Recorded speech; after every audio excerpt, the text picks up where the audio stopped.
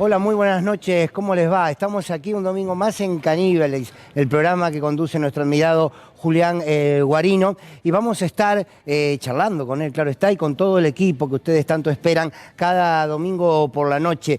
Y hoy, por supuesto, con la propuesta de siempre, de poder desmenuzar aquello que a priori son grandes títulos, que a priori son noticias que se repiten sistemáticamente por los medios y que en algún momento hay que detenerse, como solemos hacer aquí en el canal, pero particularmente en este programa, para poder discutirlo, para poder debatirlo, con un tema que es central, que es la esencia de todo lo que viene pasando a partir de este intento de magnicidio contra Cristina Fernández de Kirchner.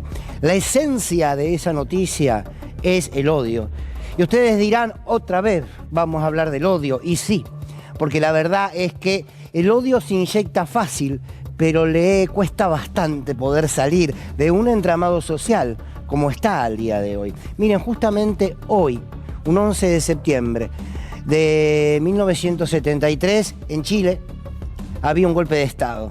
Pinochet derrocaba a Salvador Allende. Si hablamos de odio, qué recuerdo el día de hoy. Pero hoy también es el día de los maestros y de las maestras, que precisamente han elegido la educación para construir una sociedad que no odie. Y me preguntaba si como sociedad todos y todas podemos odiar. ¿Odia quien puede o odia quien quiere?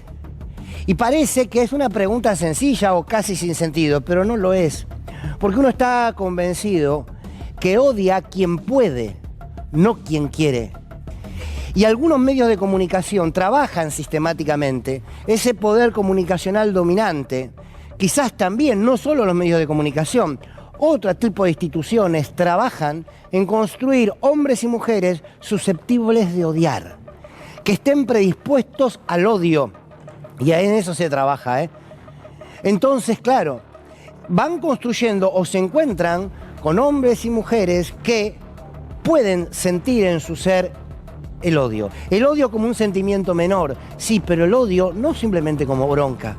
Un odio que hace perder la centralidad del pensamiento, un odio que va construyendo una sociedad a partir de la discriminación, a partir de la diferenciación, a partir de que uno vale más que el otro y a partir de lo que llamamos muchas veces la construcción del enemigo interno. Si todos los días te hago creer que el problema de este país fue el peronismo, si te hago creer que el problema de este país fue el kirchnerismo, Cristina Kirchner, cualquiera de los que lo rodean, si te hago creer que a vos en la vida no te va mal, o en todo caso te va mal por culpa de los demás, si yo hago que el otro sea en tu vida aquello que te molesta y que te impide crecer, voy construyendo esa capacidad de odiar. Pero no todos tenemos esa capacidad de odiar. Por eso uno dice que odia a quien puede, no quien quiere. ¿Por qué no odiaron las madres y las abuelas de Plaza de Mayo? ¿Por qué no odiaron? Me pregunto, pónganse, ustedes piénsenlo un minuto si ustedes son capaces de odiar. Seguramente habrán tenido motivos en su vida para hacerlo, qué sé yo, pero quizás no fueron capaces de odiar. ¿Por qué no odiaron las madres y las abuelas? Les secuestraron a sus hijos y a sus hijas, los torturaron, les robaron a sus nietos, muchos aún no se sabe dónde están, no se les conoce su identidad. Sin embargo, no odiaron. Sin embargo, construyeron una política social, una política cultural que a partir de la justicia, de la memoria, de la verdad y del amor como valor político, no es un hecho romántico el amor, el amor es un valor político, pudieron construir lo que han construido en tantos años de historia y le han hecho tanto bien a la sociedad diciendo nunca más, entre otras cosas, al odio, y parece que esa batalla todavía hay que seguir dándola. Entonces, no odia a quien quiere, odia a quien puede encerrar dentro de su ser esa capacidad. ¿Hasta qué punto? Hasta el punto de generarle daño a otro. Pero claro, les quiero proponer otra pregunta más.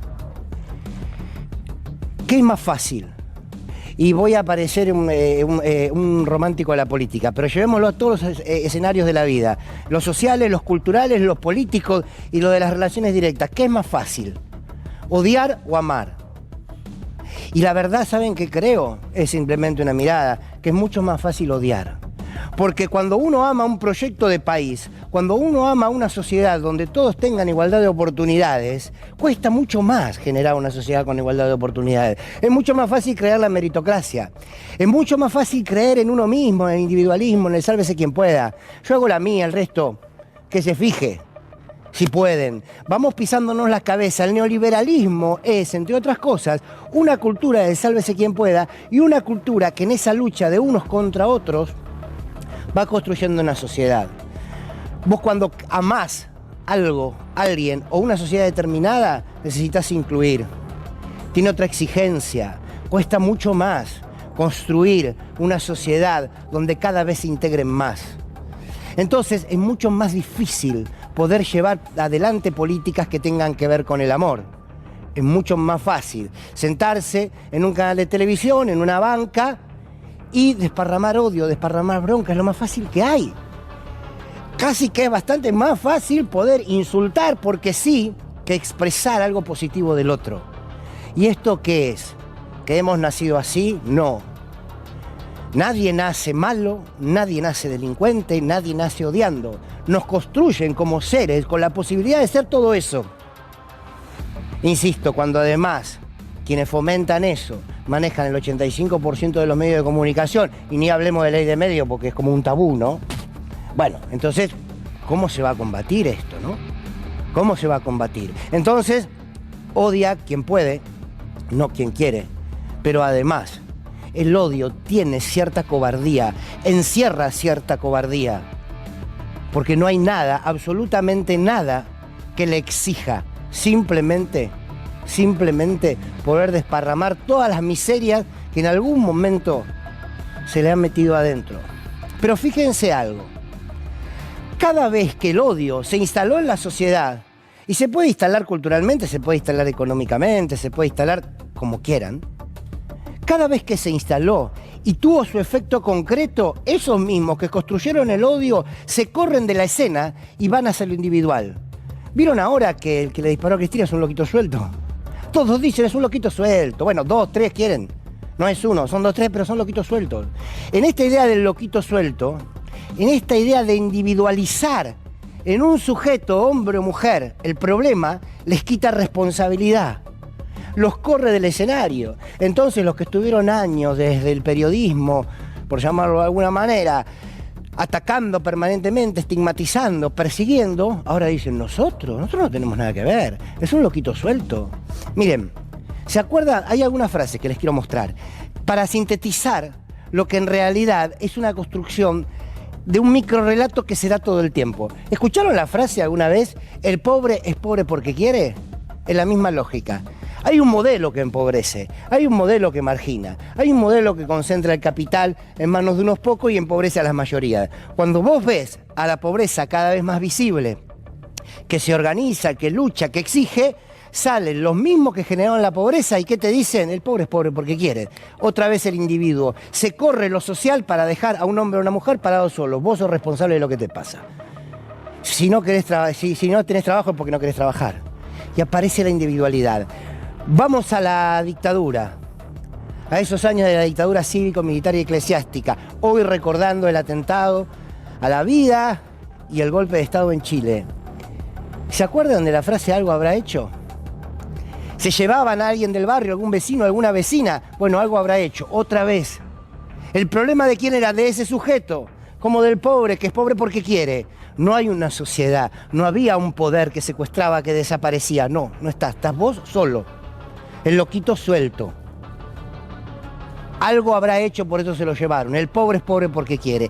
¿Qué quiero sintetizar con todo esto? Que precisamente la construcción que se hace es social, es de una enorme magnitud, se multiplica, permanentemente se multiplica. Pero cuando aparece el hecho brutal, concreto, de un hombre disparándole al rostro de la vicepresidenta de la Nación, se corren todos. Quizás debiéramos hacer el ejercicio de hablar de actores intelectuales. Y yo no hablo de los actores intelectuales en términos penales, en términos judiciales. Hablo de los actores intelectuales en términos sociales. Hablo de los actores intelectuales que van generando pequeños monstruos. Y cuando el monstruo aparece, porque la imagen al día de hoy, esa imagen de un hombre gatillando en el rostro de Cristina Kirchner es la imagen de la monstruosidad. Cierro con una idea, una última. Es la primera vez en nuestra historia, y después lo voy a discutir con mis compañeros y mis compañeras a ver si están de acuerdo, pero creo humildemente, me lo decía Nicolás Tolcacher, un colega extraordinario, me decía, es la primera vez que vemos la brutalidad del odio de la derecha en primer plano. Porque, ¿qué vínculo tenemos como sociedad con el horror? Por ejemplo, con el horror de la dictadura. Eran desaparecidos. Vos no los veías. Te los desaparecían, no veíamos la tortura. No vimos el robo de bebés, no lo vimos. Sabíamos de la oscuridad, ahí estaba, pero no la veíamos nítidamente. ¿Qué vimos del bombardeo del 55? Por poner algunos ejemplos. Claro que hubo muertos, más de 300. Algunas imágenes se mostraron después, pero vos veías el avión. Los aviones que bombardeaban, como en Chile, un 11 de septiembre. El avión que bombardeaba, ¿se acuerdan? Como las guerras de los Estados Unidos en Medio Oriente. Vos veías las luces. No veías el horror ahí, de frente. Es la primera vez en la Argentina donde el horror se paró frente a la cámara y gatilló el rostro de la vicepresidenta de la Nación. Se sacaron todas las caretas. Y ahora parece que no hay responsables. Todo es culpa de alguien que está suelto. Todo es culpa del individuo. Esa misma lógica de la meritocracia, del sálvese quien pueda y del individualismo exacerbado, lo muestran como resultante para lavarse las manos. ¿Quieren escucharlos? Estuvieron toda la semana hablando de un loquito suelto. A ver si a alguien se les ocurre decir por qué no dan explicaciones. ¿Por qué no dan explicaciones de que usan los medios para que nos detestemos unos con otros? ¿Por qué no dan explicaciones para decir que hacen operaciones para construir enemigos internos para que la sociedad se fragmente? ¿Por qué no dan explicaciones? ¿Por qué no abren esa discusión? ¿Por qué no se hacen cargo? ¿Se acuerdan esa frase? Ahí están, los tienen todos, del primero al último, diciendo que todo esto no sirve para nada, es solo un loquito suelto.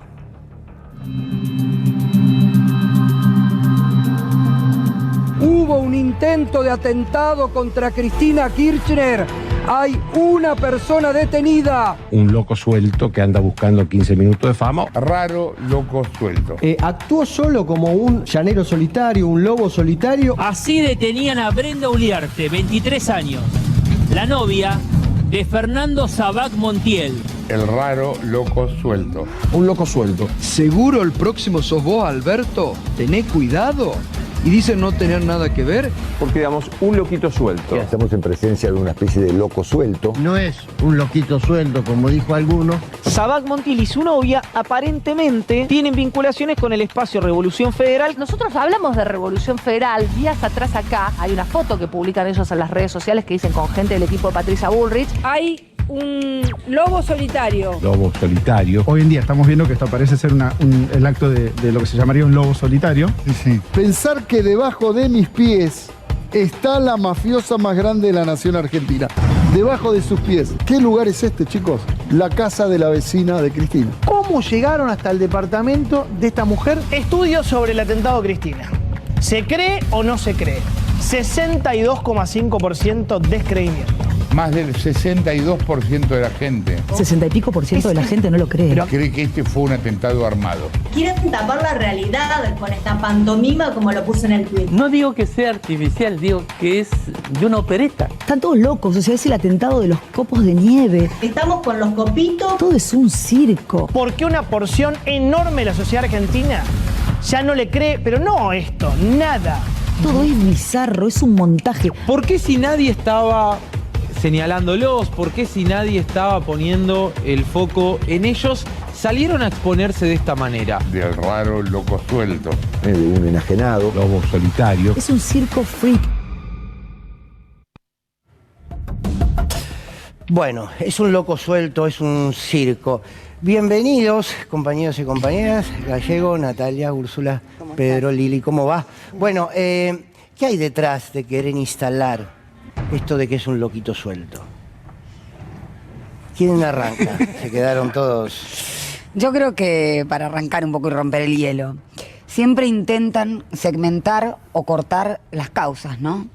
Pasó también en términos jurídicos con el famoso cuentapropismo en materia de espionaje ilegal. ¿no? Pasó incluso con la causa D'Alessio, cuando D'Alessio fue el primer exponente o agente, ¿no? De todo un entramado cómplice entre el sistema judicial, entre la Agencia Federal de Inteligencia, etcétera. También era un loco suelto. Yo creo que lo que intentan es invisibilizar las causas, que desde ya no es unicausal, es multicausal. Está el discurso de odio, recién hablábamos con Pedro, que más que nada es un vector, ¿no? Porque es un vector para poder constituir y legitimar un discurso. Yo creo que este es el orden. La grieta, el por qué existe esa grieta, la supresión y el exterminio del otro y del distinto, y por último, una distribución regresiva del ingreso y un país para pocos. Yo pensaba hoy que me parece, las cosas no suceden de un día para el otro, y me parece que hay una construcción, ¿no? de lo que estamos asistiendo, lamentablemente, con este discurso del odio. Creo que se rompió un pacto democrático que existía en nuestro país, porque es claro que ha habido muertes y ha habido violencia del 83 a esta parte. Puedo hablar de Costequi Santillán, Julio López, el maestro Fede Alba, Mariano Ferreira. Pero hasta ahí, hasta ese momento, siempre hubo un consenso en el repudio, tanto de los medios como de las oposiciones o los referentes políticos. Y me parece que el quiebre, haciendo memoria, fue Santiago Maldonado en 2017. Justamente que se trataba de desaparición de una persona donde no solo hubo negación por los medios y referentes políticos, sino que también fue una violencia permanente con hipótesis realmente que hacían mucho daño, que estaba en Chile, que había una provincia llena de Santiagos Maldonados. Y me parece que ese fue el comienzo de encontrarnos frente a una oposición que niega una realidad o que quiere inventar un loco suelto para bajar la espuma de la situación, pero que tomó un tiempo para que pueda ponerse en este lugar de no bajar un recinto, de no repudiar la violencia, de espiar incluso a la familia de Santiago Maldonado. Digo, no es menor este dato. Me parece que se fue gestando a partir de este caso tan tremendo, que luego además asistimos a la aparición, que nadie puede entender muy bien cómo es que lo encontraron donde ya lo habían buscado. Y me parece que esto reafirma esta idea desde el 2017, ¿no? Que es que los que generan la violencia es el kirchnerismo o los referentes del campo nacional y popular, en una especie de espejo donde no queda duda de que obviamente hay casos aislados de los referentes, y a cada uno se le puede ir alguna puteada, alguna situación, pero la constante violencia verbal de los medios de comunicación y los referentes políticos de la oposición, que ya parecieran ser incluso un partido en sí mismo, ¿no? Ambos van de la mano. Me parece que se fue gestando muy de a poco, y hoy asistimos a la violencia total, que es ver estos dos gatillazos en la cabeza de la vicepresidenta. Hoy es 11 de septiembre, el día del golpe a Salvador Allende. Y yo creo que me parece muy importante poner el hincapié en el tema de la difamación, de la calumnia y de la injuria para llegar al odio, pero como cobertura ¿de qué? De lo que decía Natalia, de la distribución del ingreso. Acá el problema es que si ponemos todo en un discurso del odio, nos vamos a olvidar de que hay responsables y beneficiarios en este atentado. Ahora, fíjate qué cosa. Yo me acordaba recién, mientras vos hablabas, yo me acuerdo de una conferencia de Julieta Campuzano, que era una senadora de la Unidad Popular. Toda la campaña que precedió al golpe de Salvador Allende vino con una tremenda calumnia e injuria, y una de las cosas que decían era que Salvador Allende tenía un gran velero, claro, y que era un socialista, que vivía como de derecha. Entonces, entre ellos Julieta Campuzano y varios amigos de Salvador Allende trajeron ese velero y lo pusieron enfrente de la Casa de la Moneda, y era un barquito que no llegaba ni a velero. Entonces, toda esa campaña de estigmatización y odio tiene que ver porque encubren en realidad el ataque a la causa que corporizan los líderes populares. Claro. Si Cristina Fernández de Kirchner sancionó 32 leyes de ampliación de derechos obreros, si estatizó YPF y nos dio 150 años de reserva de gas, si estatizó los fondos de pensión, si hizo que los trabajadores tengan el 50% del PBI, no la van a felicitar, la van a perseguir. Y si la pueden matar, la van a matar. Lili.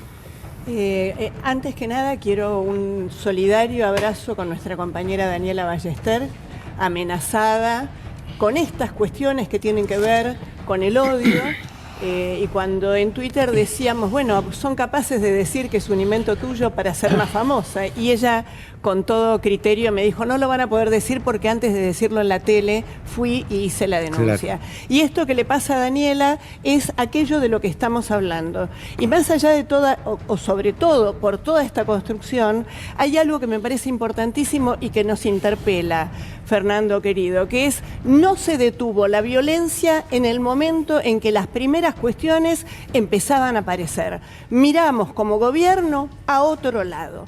Dijimos, bueno, no importa, conciliamos, el discurso de nos tenemos que sentar a negociar. Yo decía un poco en chiste, nos sentamos a tomar el té en el Palacio de Buckingham, ¿no? Bueno, está claro que en lo personal, en lo político y para una sociedad, el odio que no se detiene crece.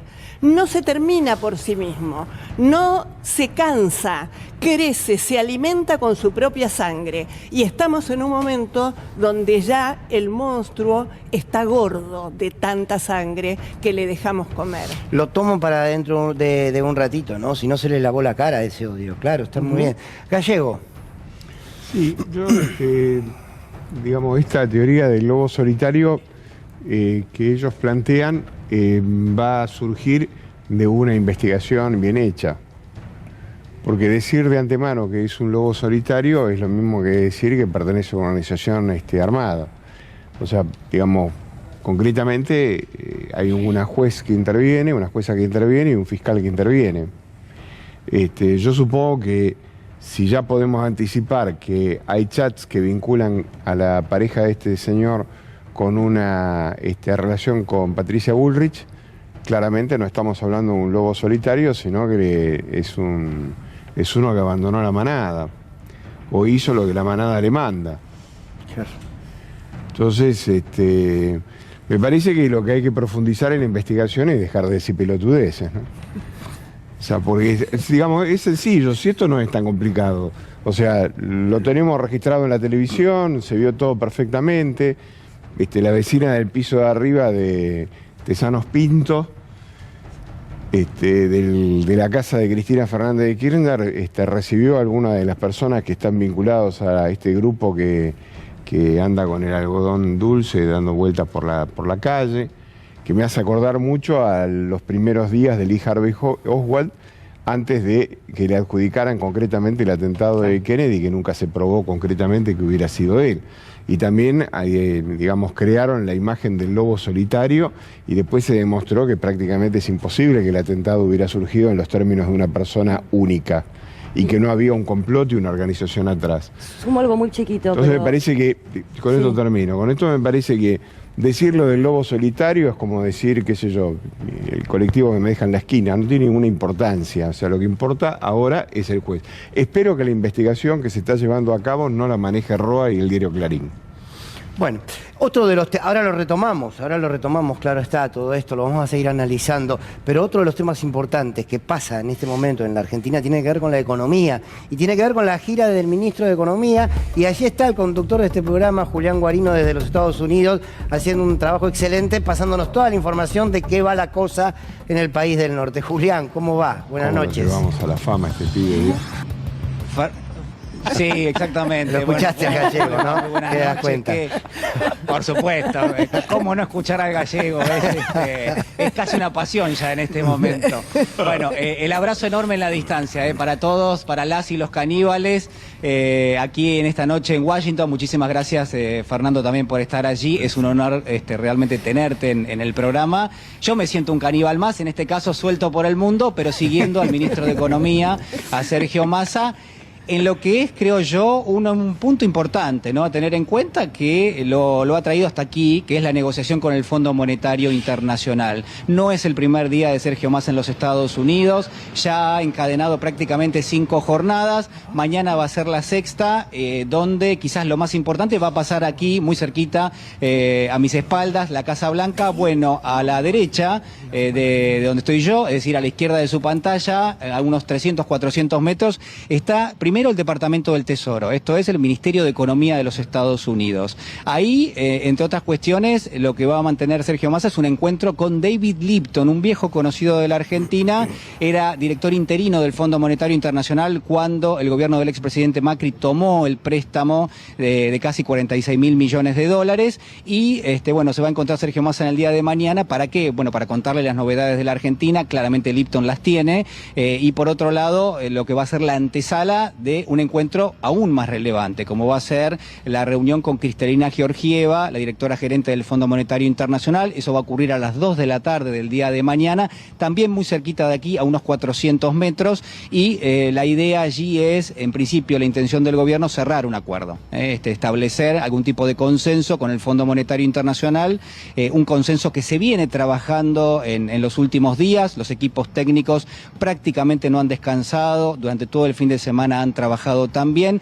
Entendemos, y esto quizás es un poco de información y también un poco de intuición, que el acuerdo estaría cerrado, es decir, allí habría un visto bueno por parte del Fondo Monetario Internacional. Es el staff del fondo el que lo cierra en primera instancia, después tiene que elevarlo a lo que es el directorio del organismo y esto se termina de ver en los próximos días. ¿Qué es lo que obtiene la Argentina con este acuerdo? Bueno, en principio la revisión aprobada del segundo tramo del acuerdo para este año y por otro lado 4.000 millones de dólares que llegarían a las arcas del Banco Central y que entendemos que hacen falta no solamente para pagar importaciones, sino además para empezar también a pagarle al Fondo Monetario en una nueva cuota que hay que desembolsar. Este sería, Fernando, a grandes rasgos, el escenario que hay en este momento. Hay mucha expectativa, lógicamente, de lo que pueda pasar en las próximas horas. Es importante, ¿por qué? Se preguntarán ustedes, más allá de la cuestión de los grandes títulos. Bueno, porque Sergio Massa, a partir de lo que ha sido su llegada al Ministerio de Economía,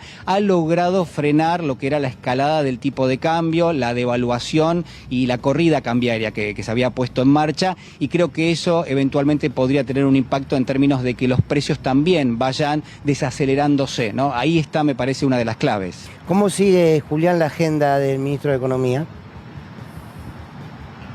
Bueno, a ver, una vez que pasen estas dos reuniones, se estima que habrá un comunicado por parte del Fondo Monetario. A diferencia de lo que uno piensa siempre, el comunicado en este caso es muy relevante, no solamente por las palabras elegidas del Fondo Monetario, sino además porque eso en principio demuestra que si se llegó a un consenso hay cierto respaldo del programa que viene aplicando Sergio Massa en la Argentina, y además lo que hay que marcar allí es que podría haber un lugar para algunas recomendaciones del Fondo Monetario para la Argentina, donde nuestro país viene pidiéndole al fondo, bueno, que incorpore dentro de lo que son los consejos la posibilidad de tomar en cuenta el impacto que ha tenido la guerra en Ucrania, cómo la Argentina, además de tener una situación financiera realmente muy vulnerable, ha debido enfrentar el alto costo de la energía, que eso también ha tenido un impacto en las reservas del Banco Central, y por otro lado también podría tener lugar alguna especie de recomendación en línea con qué, bueno, en línea con lo que se viene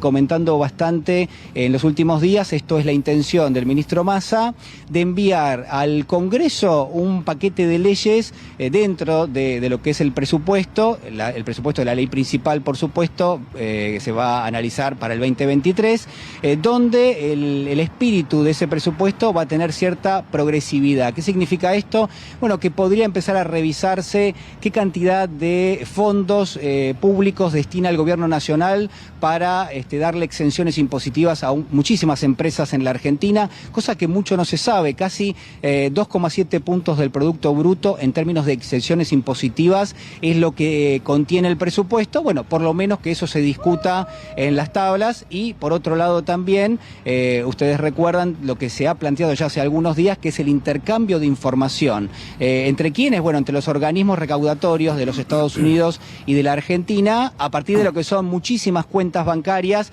que están aquí en los Estados Unidos de argentinos que no están declaradas y que por supuesto están evadiendo impuestos. El gobierno argentino aspira a cobrar todos esos impuestos. Eso se calcula que implicaría unos 5.000 millones de dólares en las reservas del Banco Central, que por supuesto que hacen falta, Fernando, y que bueno, realmente no se, por lo menos ahora no se tienen. El último detalle que a mí me parece importante para mencionar es que Sergio Massa también tuvo una jornada entera para recibir a las principales principales petroleras estadounidenses. Esto fue en Houston hace apenas 2 días. Allí Massa expuso lo que es su plan estratégico para Vaca Muerta, para el sector de la energía, con la participación de YPF también en muchos de estos desarrollos, y la verdad que la recepción ha sido realmente muy buena. Hay una apuesta bastante importante de parte de muchas empresas del sector de la energía aquí en los Estados Unidos para poder desarrollar inversiones en Vaca Muerta. Lo que prometió Sergio Massa es que va a tratar de consensuar esto en el Congreso, darle un marco normativo, darle un marco fiscal a todas estas inversiones, así que me parece que eso también es relevante para mencionarlo, ¿eh? Julián, gracias, impecable como siempre, muchísimas gracias por cada dato, y volvé pronto, que el gallego no puede manejar su angustia ya, ¿eh? Ya lo dijo antes de arrancar el aire, así que te esperamos pronto por aquí. Bueno, yo los extraño muchísimo, les mando un beso grande a las y los caníbales, ya estoy volviendo pronto, y bueno, por supuesto también un beso grande para toda la audiencia que siempre nos acompaña, y para vos, Fernando, un abrazo importante.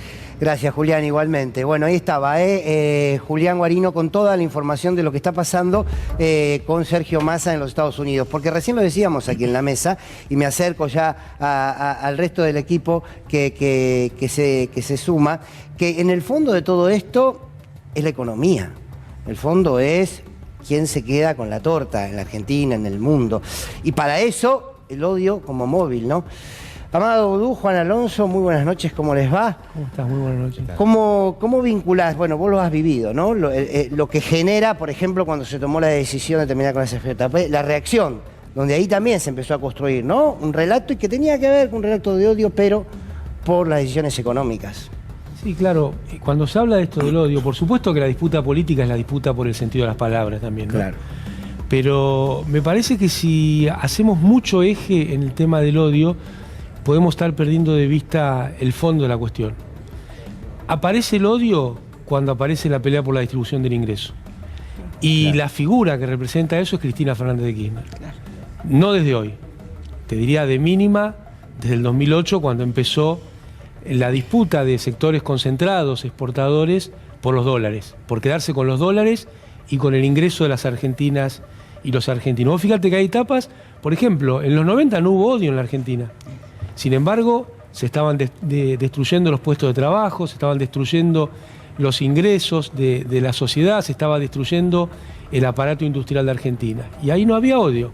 ¿Por qué? Porque no había disputa desde el gobierno por la distribución del ingreso. Y Cristina concentra en la sociedad toda, en quienes están a favor de ella y en quienes harían cualquier cosa para que no esté, como hemos visto, porque parece que estamos naturalizando que le gatillaron en la cabeza a 10 centímetros a Cristina Fernández de Kirchner.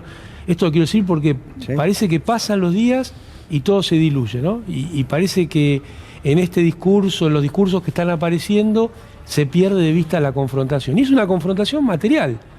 Ella es la figura que el pueblo tiene como representación de una mejora de sus derechos, de una mejora de sus ingresos. Y me parece que alrededor de la palabra odio se empieza a construir una suerte de teoría de los dos demonios, de los dos odios, donde pareciera que hay una cuestión simétrica de odio, cuando esto no es así, cuando hay un espacio, el kirchnerismo, el peronismo, la historia del campo nacional y popular en la Argentina, que disputa el ingreso, lo disputa con firmeza, lo disputa con convicción, pero aún en sus momentos más hegemónicos le fue bien al conjunto de las argentinas y argentinos.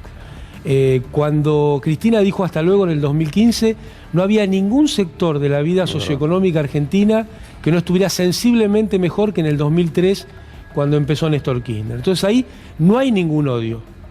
De ninguna manera hay un odio. Hay una convicción de cómo funciona mejor el país, que además fue convalidada por los datos empíricos, tanto que les gusta hablar de los datos empíricos.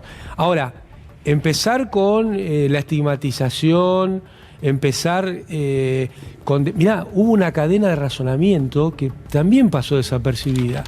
El amigo del que gatilló el revólver dijo... lástima que no se entrenó lo suficiente o algo así. Los fiscales argentinos y las fiscales argentinos no sé dónde andaban mientras en el programa de Georgina Barbarossa se hacía ese reportaje, pero dijo lástima que no se entrenó lo suficiente o algo parecido, como diciendo lástima que no la mató. Claro. Y a paso siguiente dijo, hubiera sido mejor porque hubiera habido menos impuestos. Vos fíjate, hay una persona que evidentemente es perceptora de impuestos, no pagadora de impuestos. Ese joven que decía esto, percibe los impuestos, mejor dicho, percibe todo el gasto público, la palabra que les gusta usar como contrapartida de impuestos, en su persona. Sin embargo, le metieron en la cabeza que su problema era el pago de impuestos, cuando él seguro que no paga ningún impuesto. Claro. Ningún impuesto. Entonces vos fíjate lo que es esa cadena. ¿Es una cadena de odio o es algo más profundo? ¿Es una cadena de odio o tiene que ver con un falso sentido común, que es el sentido de la clase dominante, permeando a través del conjunto de la sociedad?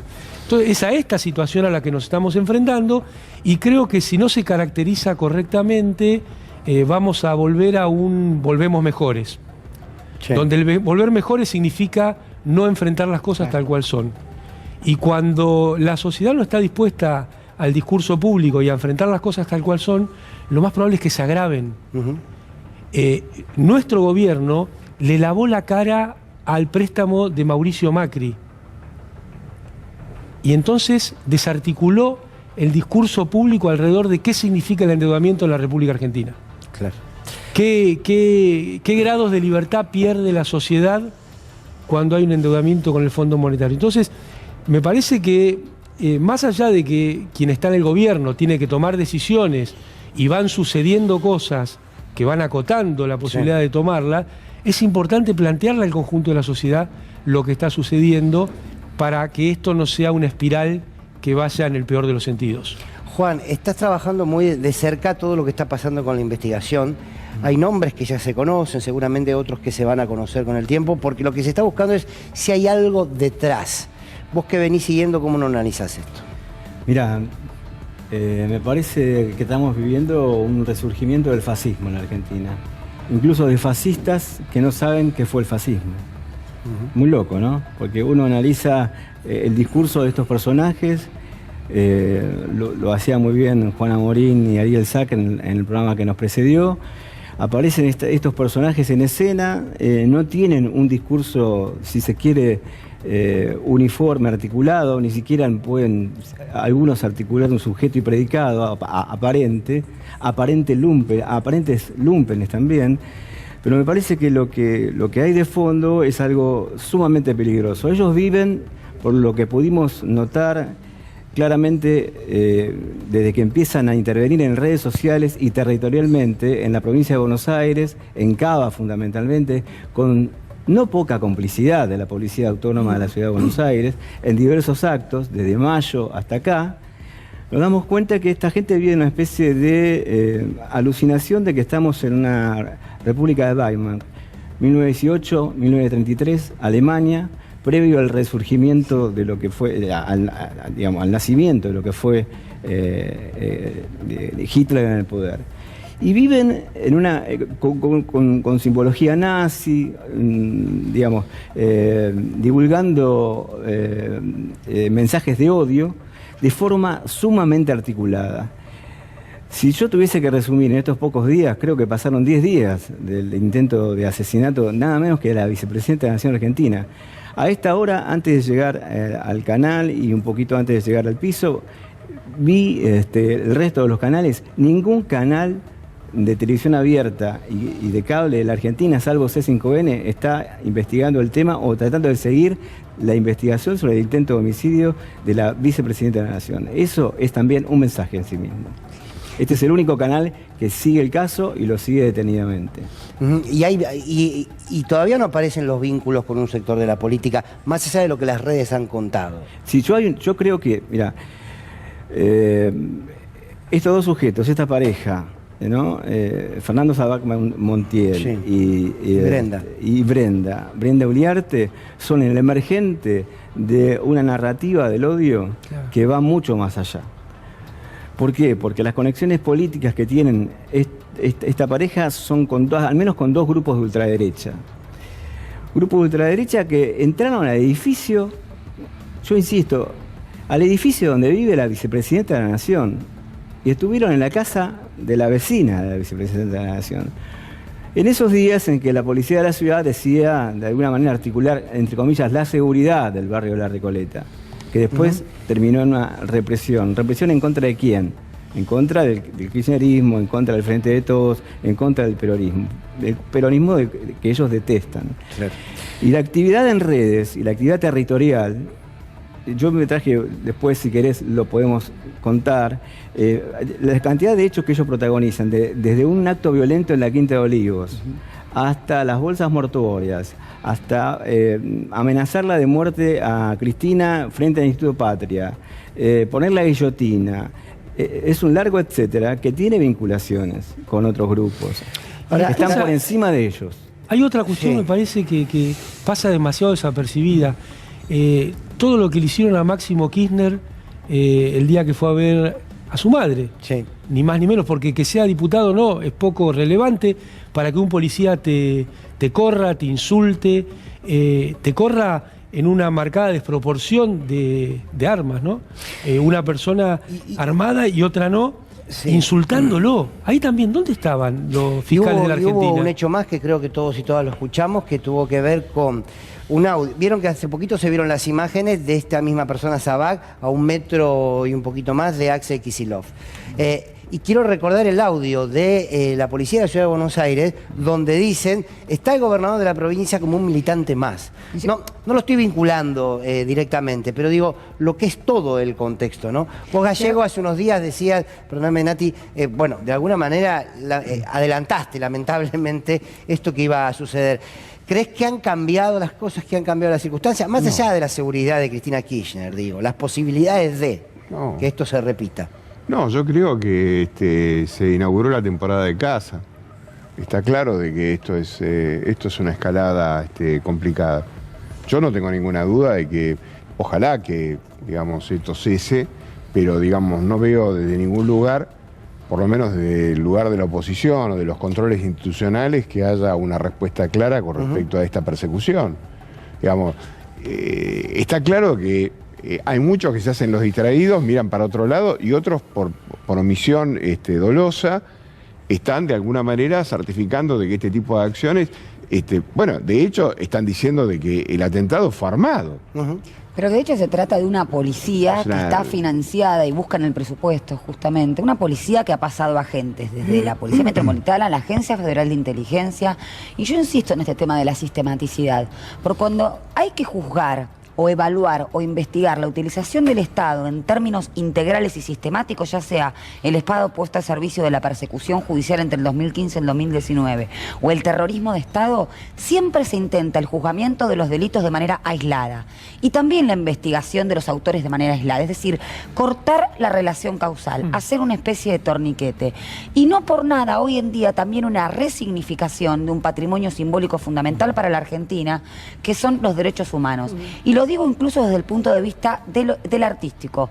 Para mí, el arte siempre es una expresión de lo que la sociedad no puede simbolizar. Pasa con las películas, pasó con el espionaje en su momento y hoy pasa con los derechos humanos. Entonces se está intentando resignificar y se está intentando, obviamente, volver a la teoría de los dos demonios, los odios. Y fíjate lo que pasa en Chile también, ¿no? Hoy como 11 de septiembre, ¿cuáles fueron las consecuencias de esa grieta? ¿Qué pasó con la votación de la nueva Constitución como norma fundamental para regir esa sociedad chilena? La sociedad chilena votó en su mayoría en contra. ¿Les parece que esa grieta como efecto político, social, cultural, no tiene sus efectos en la matriz o en la configuración de determinada sociedad?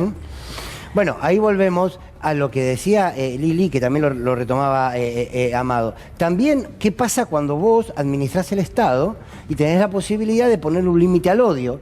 Y en realidad no se lo pones porque crees que no poniéndoselo, eso calma. Y lo que te das cuenta es que no. Fer, ¿sabes lo que me parece que está pasando? Me Sí, parece claro. que es muy importante esto de la teoría de los dos odios. Nosotros odiamos porque ustedes odian este círculo La vieja teoría de los demonios. vicioso, claro. Pero es muy interesante porque incluso genera que actos, como por ejemplo el acto del día de hoy en Luján, que pusieron misa acá, es decir, actos que no deberían ser por sí mismos violentos, ir a una misa, desde las derechas lo ven como una provocación de odio que hay que responder. O, por ejemplo, no bajar al Senado porque dicen que no hay que politizar un acto que no puede ser no político, que es que Aparte haya querido matar. del Senado. Claro, y en el Senado que debatimos, cómo se hace el queso fundido, digo, ¿no?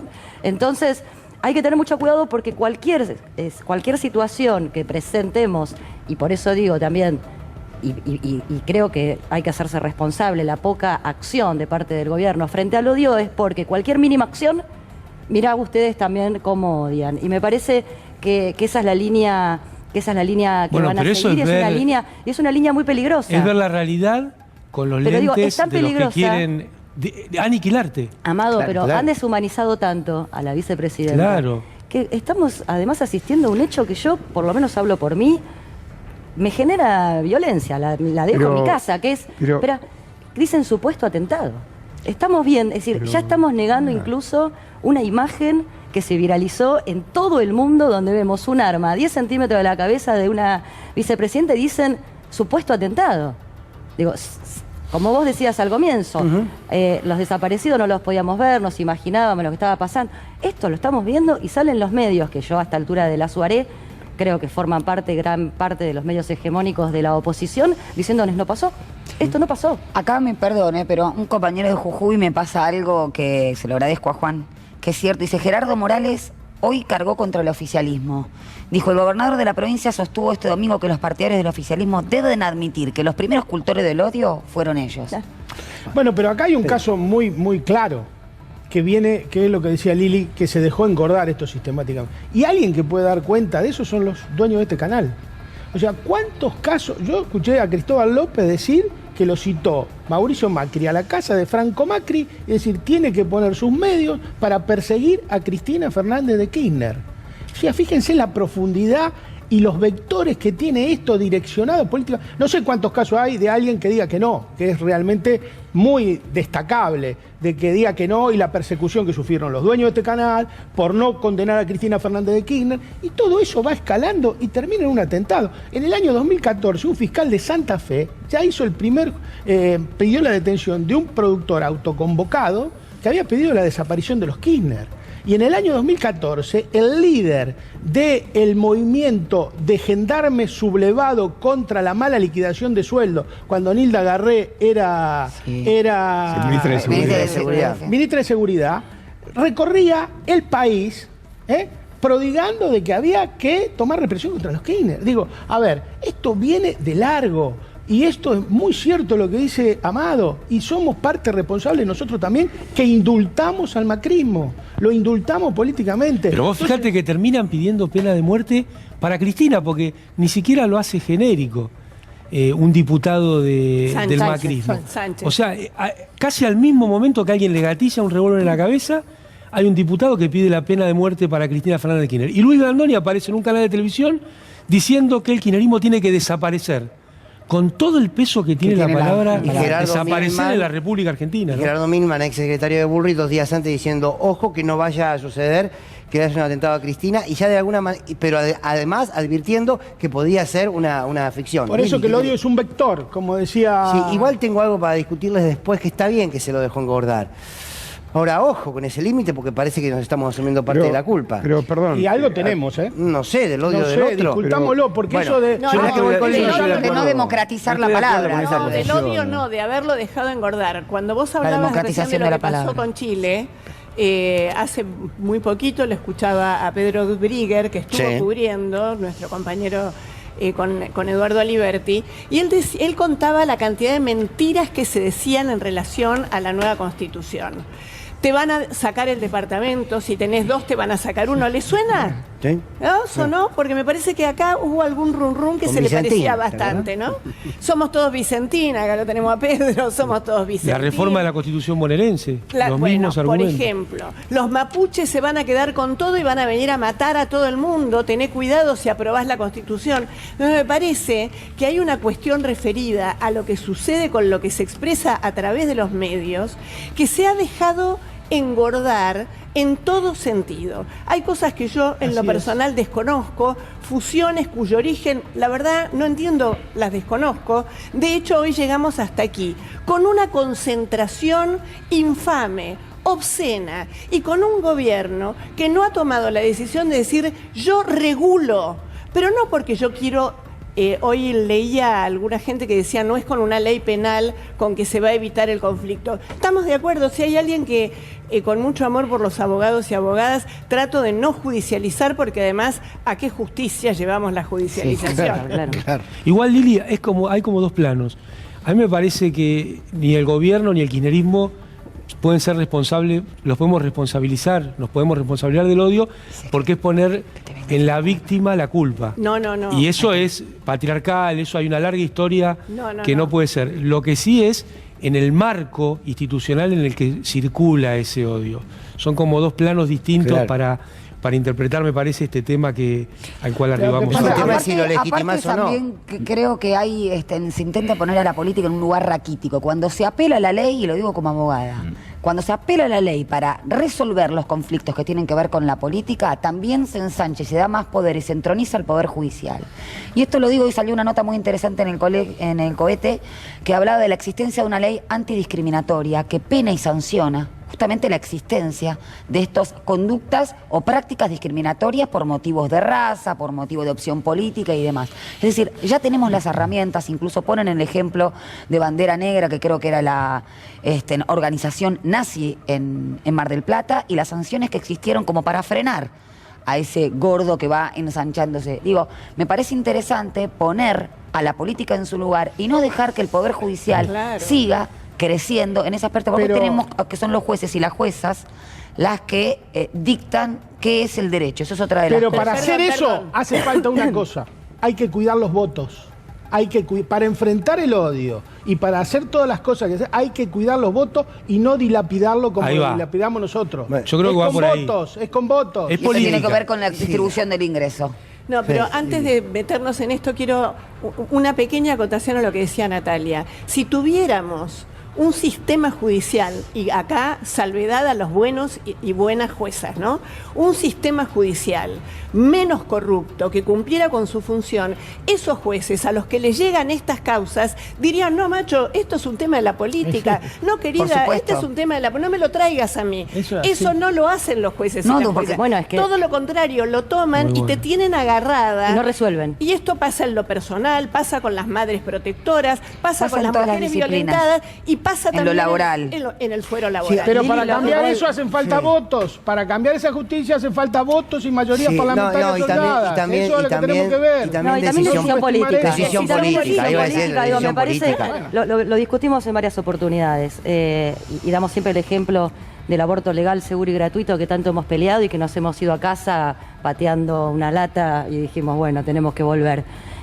Hay un tema que es la decisión política, que me parece que falta muchísimo en este gobierno, de dar la batalla, que se puede perder, pero dar la batalla. Y me parece que el tema de la pata judicial es un problemón que tenemos en Argentina y que además es el que permite justamente también mucho del odio al que asistimos. Muchísimo. Si la justicia pudiera intervenir de otra manera, me parece que sería ideal. Y quiero decir algo sobre el gobierno, que el otro día tuve una muy linda charla con Mayra Arena, que me dejó pensando por algo que a mí me pasa personalmente, que decía que, bueno, lo que está pasando en las bases, en los barrios más complicados, más necesitados, donde hizo primero una visión de lo que fue la movilización después del intento de magnicidio y dijo, toda la gente que se manifestó era de clase media. Me fui a mirar las imágenes y la verdad que faltaban los referentes de los barrios más humildes, y le pregunté qué estaba pasando en esos barrios. Me dice, hay una desilusión total, porque incluso esto que hablamos muchas veces acá, que el poder se tiene que ejercer y si no se ejerce, lo ejerce otro. Es preferible un presidente, supongamos, malo, que tome medidas, que ya lo vivimos, que sabíamos cómo era, pero que hizo, no podemos decir que Mauricio Macri no ejerció el poder, lo ejerció en contra de muchísima gente que lo padeció, pero lo ejerció, a un presidente que solamente relata lo que ya conocemos y vivimos. Es decir, me parece que hay cierta tibieza de parte del gobierno, que lo tengo que decir, que es el gobierno que voté, que tiene que ver con que estas cosas estén pasando, y es el seguir dialogando, seguir sentándonos, cuando ya la oposición te dejó a las claras. A mí de me que parece, no por ahí. perdón, me parece un tanto peligroso, digamos, es como que entonces Cristina Cristina forma parte del gobierno y es el hecho maldito del siglo XXI para el peronismo, la historia del peronismo en la Argentina.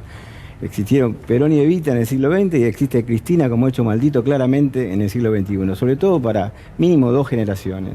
Y para mi generación, como periodista, seguramente es así, y es determinadamente así. Entonces, Cristina vendría a ser culpable, vendría a ser víctima y culpable a la vez. ¿Cómo es esto? Me parece un terreno un tanto complejo. Ahora, si vos me decís, el gobierno tiene que lidiar con muchas cosas. Tiene que lidiar con una deuda, bueno, lo puede explicar mucho mejor Amado, que supera más de 300.000 millones de dólares que dejó el macrismo. Un sistema productivo manejado por multinacionales. Los puertos en manos también de empresas multinacionales, sobre todo de la OTAN y de China. Vaca muerta con una intervención de YPF, pero también con mucha relación con las cadenas internacionales dedicadas al petróleo no convencional, al gas no convencional, etcétera, etcétera, etcétera. Ahora también, vamos a decir que el gobierno es culpable, para mí, el gobierno es culpable por su accionar o su falta de accionar del intento de homicidio. No, yo creo que no es muy simple eso, es una simplificación. Claro, eso es bajar una simpleza total. Yo creo que cuando la ultraderecha está de auge en todo el mundo. Cuando la derecha llega al poder, Juan, no tarda nada, agarra los DNU y empieza sin pedir permiso a ordenar lo que necesita. Ley de medios, DNU, le deja los artículos más importantes. Hablemos, por ejemplo, hay herramientas. Hay herramientas que tiene el gobierno que no les van a gustar. Pero es aprobada por Macri y por decreto. Está bien, está la ley de medios. Yo estoy de acuerdo con mi posición. Se vuelve a reformar con otro yo estoy de acuerdo con la ley de medios. Lo decíamos el otro día, DNU mata DNU. Digo, hay cosas que uno que también... ¿Cómo se trabajó el tema de la deuda? Está la intención de cambiar. Guzmán fue una catástrofe para la Argentina durante 2 años y medio. Rifó 30.000 millones de dólares. Imagínate lo que hubiera sido la disputa con el Fondo Monetario con 30.000 millones de dólares en el No, Banco lo que yo quiero Central. expresar es lo siguiente. Entonces las cosas también hay que ir armándolas. Este hecho trágico que todavía nos tiene inmersos en la angustia y en la alienación porque intentaron matar a la vicepresidenta de la Nación, tiene que servir como un hecho bisagra para, de alguna manera, unificar el frente de todos y para mirar hacia adelante el resto de gestión que queda. Pero unificación no implica, perdón, unificación no porque implica van a tocar separación, a Cristina, no van a tocar a cualquiera. Quiero escuchar a Gallego, que está reflexionando ese tiempo. No, estaba escuchando, están todos muy encendidos, así que... Te estás alejando. Mejor que tenés que hacer. Acércate. Sí, mejor. Él se está apagando para encender. ¿Por qué te alejas? No. Pregunta. No, yo lo que sí creo que es un hecho de violencia institucional de parte del Poder Judicial, decir que un grupo de espías que funcionaban tergiversando los fondos que le dábamos los argentinos para que hicieran otra cosa, te sean cuentapropistas. Es un hecho de violencia formidable. Es un hecho de violencia formidable que a los familiares de Lara San Juan... de alguna manera los tiren a la basura diciendo concretamente que eran una amenaza para el presidente de la República y el presidente de la República sea beneficiado con un sobreseimiento cuando el fiscal pide la nulidad de su indagatoria. Eso es un hecho de violencia tremenda. Es un hecho de violencia que en un alegato le pidan 12 años a un presidente, a un presidente en ejercicio, o sea, en ese momento era presidente en ejercicio, y es un acto de violencia enorme que toda esa construcción se haya hecho en un ambiente y en un ámbito que no le brinda seguridades de imparcialidad absolutamente a nadie. Entonces, digamos, la violencia no es solamente el tipo que agarra un fierro y le pega un tiro a otro. La violencia institucional es la que habilita los canales para que estas cosas ocurran. Y cuando un fiscal pide una pena de 12 años y habla de que un gobierno elegido democráticamente por 3 periodos sucesivos es una asociación ilícita, eso también es un acto de violencia. Ahora, los límites a esto, porque estábamos hablando, recién decía Nati, bueno, a ver, en términos legales hay instrumentos donde se podrían poner límites a esto. Decía Úrsula, vos tenés, por ejemplo, la ley de medios. Aplicar la ley de medios o empezar a pagarle bastante menos pauta, por ejemplo, a uno de los grandes motores del odio que es Clarín. Ahora, a mí me parece que el gran dique, casi que es un dique de autocontención que tiene el campo nacional y popular, es una cuestión cultural.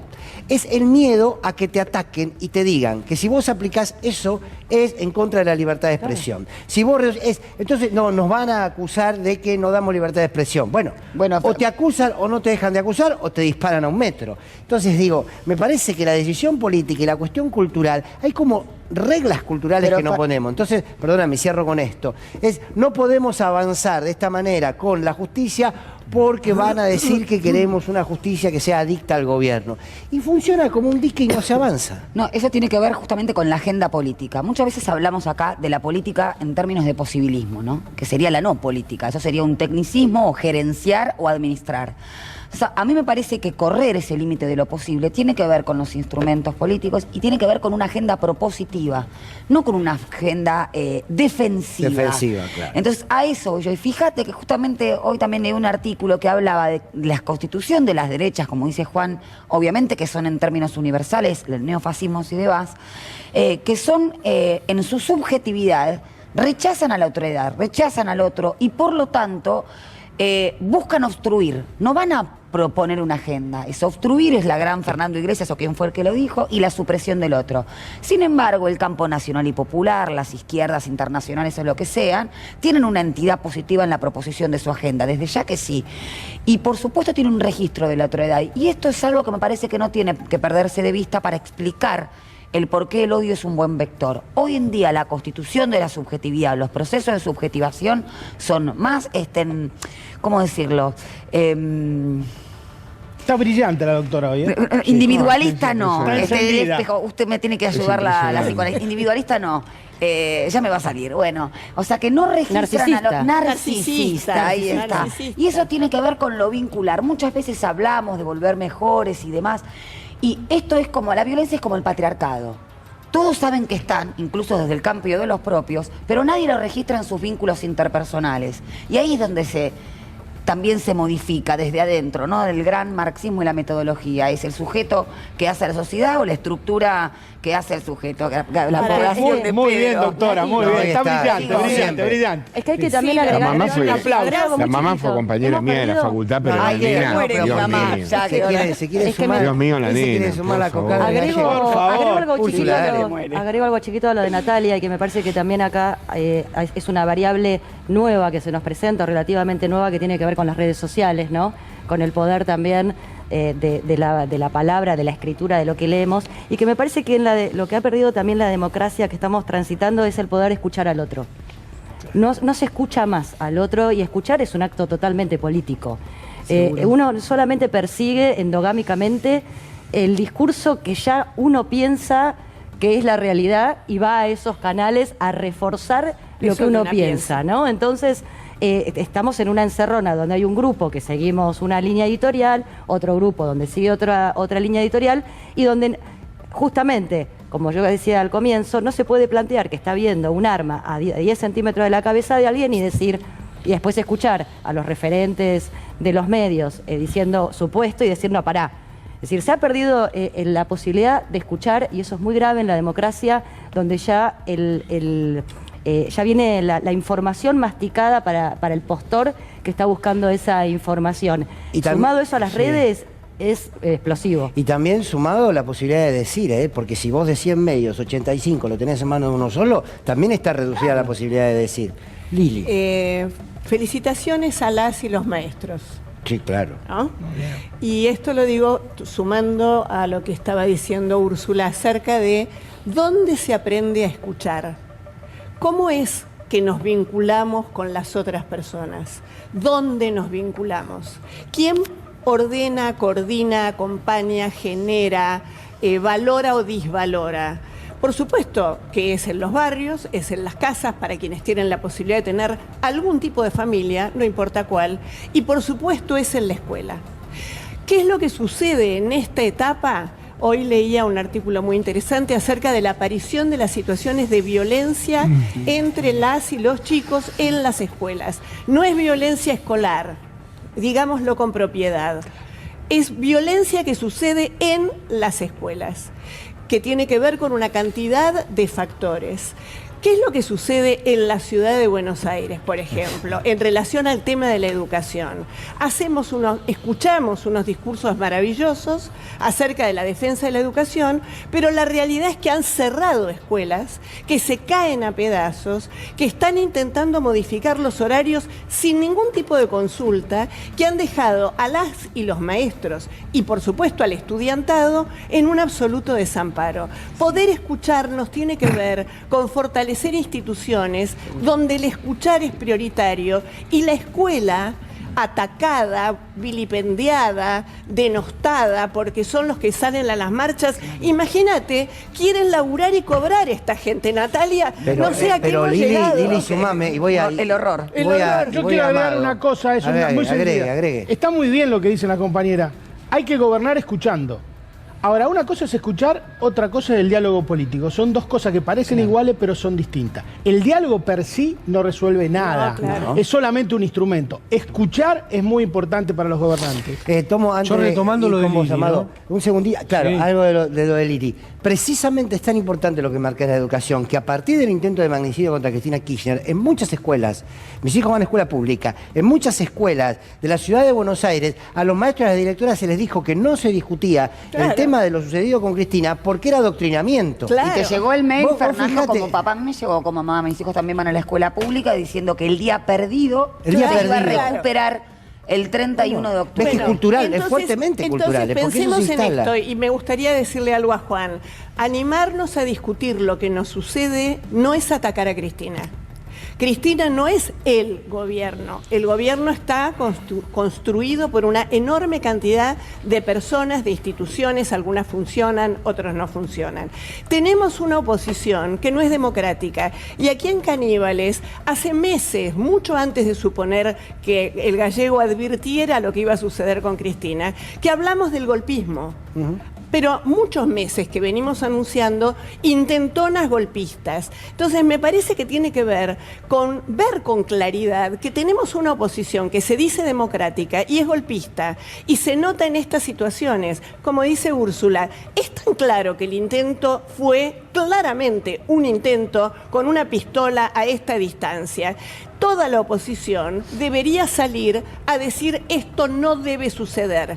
¿Dónde están? Discutiendo si bajamos o no al recinto, discutiendo si vamos o no vamos a la marcha, discutiendo si vamos o no vamos a la misa. Incluso dicen que la que generó, que la responsable de que le quieran apuntar con un arma es la propia Cristina, por las políticas que hizo, digo, ¿no? Más Los colegios públicos tendrían los maestros que escribir en el pizarrón 500 veces: no es bueno matar vicepresidentes de la nación.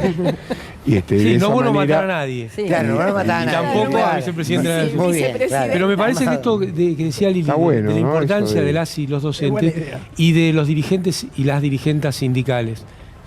Ha habido un ataque feroz durante los tiempos de Macri sobre la dirigencia sindical, en particular sobre las y los dirigentes de la educación.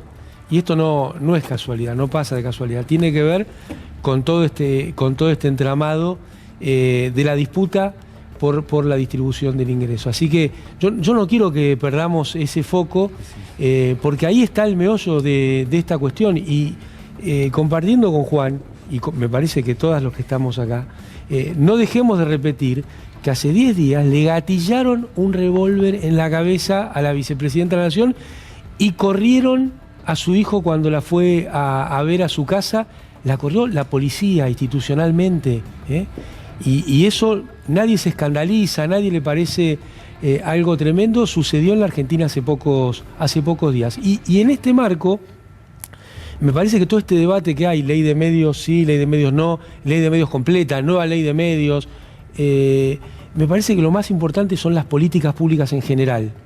Porque lo que nosotros necesitamos es que la masa crítica de votantes del Frente de Todos se sostenga y se amplíe. Y esto no va a pasar por casualidad ni por la unidad. Yo ahí tengo un punto. Se dice, hay que tener la unidad para que vayamos todos juntos. No, hay que tener políticas públicas que consoliden la unidad. Porque la unidad es algo muy importante en tanto y en cuanto sirva para modificar la vida de las y los argentinos. Si no sirve para modificar la vida de las y los argentinos, pasa lo que pasó en la última elección, que se perdieron millones de votos y que no fueron ganados por el macrismo, sino que fueron perdidos por nosotros porque no fueron a votar. Y está claro que el objetivo último no es juntar votos, sino cambiar la vida de las y los argentinos. Pero eso no se hace sin políticas públicas disruptivas. Siguiendo lo que le queda bien al sistema, administrás un sistema ya impuesto por las corporaciones. Sí. Si no se llevan adelante políticas públicas disruptivas, va a ser muy difícil que se pueda confrontar con esa oposición que no es democrática, que cuando tenga en sus manos el Estado lo va a usar para perseguir, para apretar personas para robarle sus bienes, como fue el caso que está denunciado en la justicia, así que no es nada fuera de lo conocido, lo que yo digo, de Cristóbal López y Fabián de Sousa, como tantos otros, que va a servir para encarcelar dirigentes sindicales, dirigentes políticos, y para, por esos mecanismos, poner en marcha un sistema de aleccionamiento donde la política ya no dispute nada, que no es una cosa nueva en el mundo.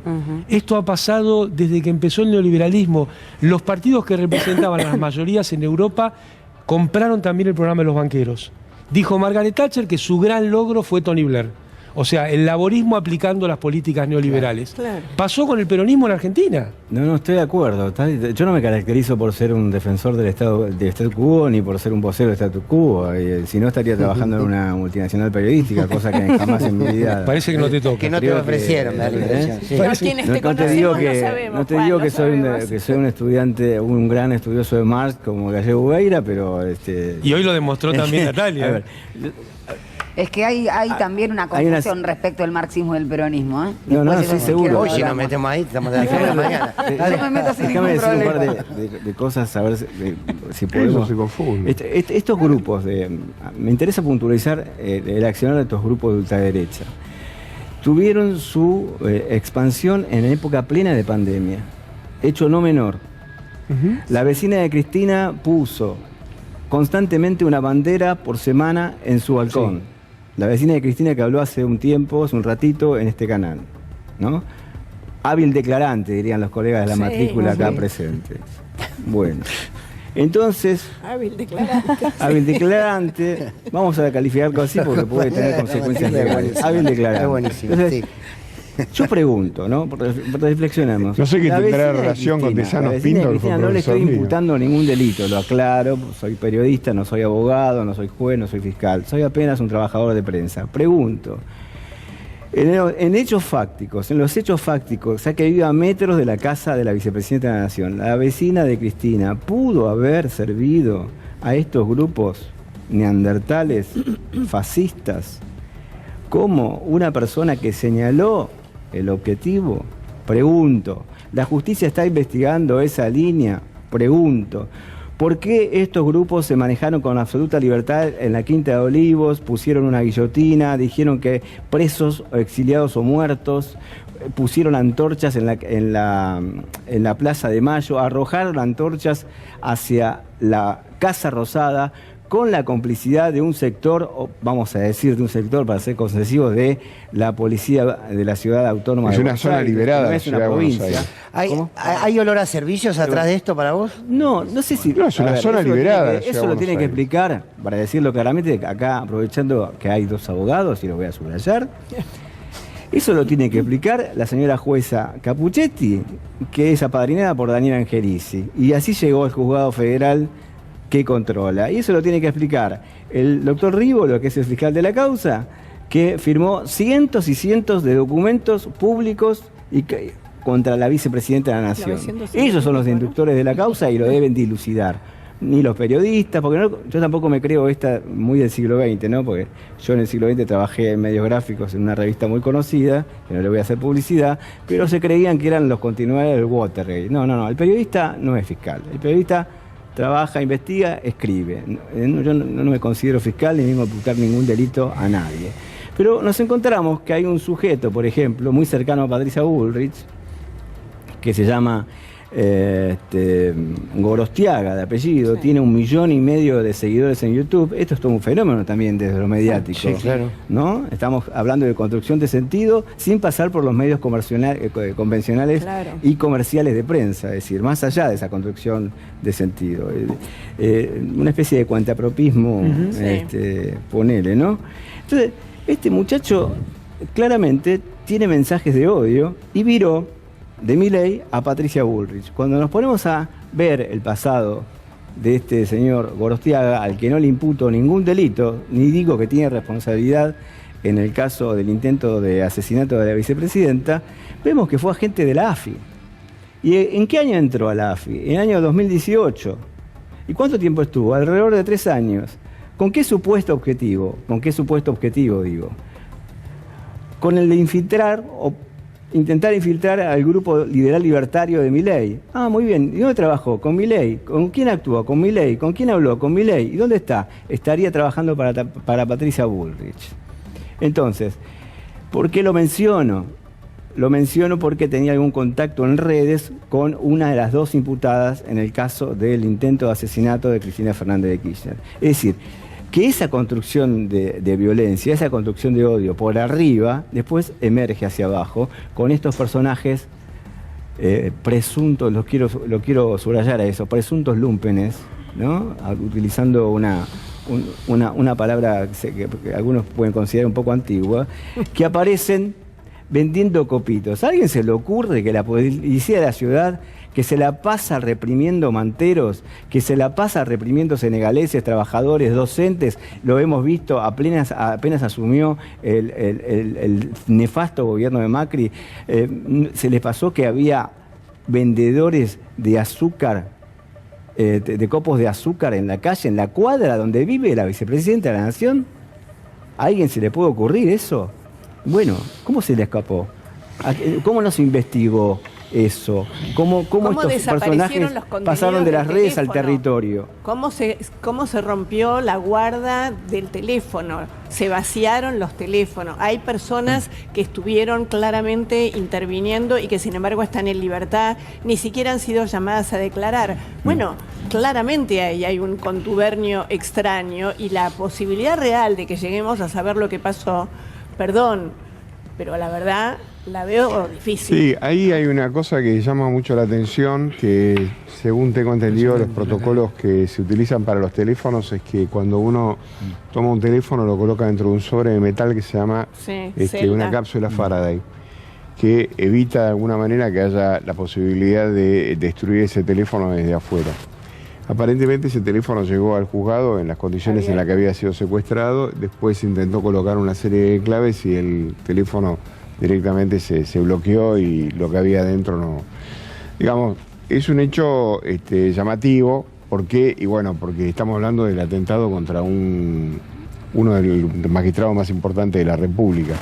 Pero en segundo lugar, es llamativo la creación de esta zona liberada, producida por la policía de la Ciudad de Buenos Aires, que no está referida específicamente ese día puntualmente con el tema, no, tiene que ver con todo lo que fue la construcción del vallado, que uno de los propios policías haya dirigido la verdad, a mí el insulto a la concha de tu madre, dicho en boca de un policía, que está supuestamente para guardar al hijo de la vicepresidenta de la Nación, más allá de que sea diputado, es un hecho que de alguna manera tendría que haber generado algún tipo de conmoción y yo quisiera saber dónde es que revista este muchacho en este momento. ¿Le habrán iniciado un sumario?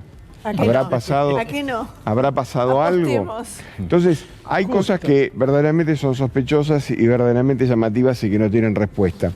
Yo en lo personal, y vinculado a estas tareas de encubrimiento y funcionamiento del encubrimiento de determinado tipo de acciones, tengo siempre presente lo de Iron Mountain. O sea, se prendieron fuego 19 edificios en el mundo entero sincrónicamente, donde había documentos de todas las transacciones bancarias opacas de esta república con el resto de los mercados. Se murieron un grupo de bomberos que se le vino encima. Esa causa quedó prácticamente en absolutamente la nada. Y eso fue realizado dentro de la Ciudad de Buenos Aires en un momento determinado con Macri como jefe de la Ciudad de Buenos Aires. Digo, En verdad lo que hay que tener muy claro es que si hoy en un tuit la ex mujer de Rodríguez Larreta dice que si una persona es capaz de violar el contrato matrimonial, ¿qué es lo que no hará desde el punto de vista de la política? Lo traigo porque lo que me da la sensación es que estoy rodeado de ampones, ¿no? Creo que tenés razón. O sea, que nos han robado a todos, nos han esquilmado a todos, nos hacen saber concretamente que están dispuestos a volver de la misma manera que lo hicieron en el 76, con milicos o sin milicos, a los cuales hay que estar mirando siempre con un ojito. Yo siempre... Ya lo venía diciendo, sí. Yo lo vengo diciendo hace mucho tiempo, se ve que mirar con un ojito. Pero estamos rodeados de ampones.